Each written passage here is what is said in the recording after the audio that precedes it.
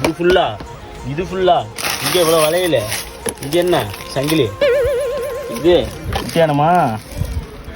ரொட்டியானா அனியாண்ணா இது யாரு? என்னது மம்மி? இது வருஷம் கணக்கா 10 வருஷமா கிடக்கா இது.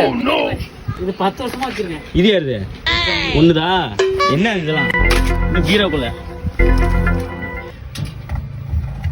இங்கே பாரு, இதை பட்டி ஃபுல்லா இது ஃபுல்லா இது.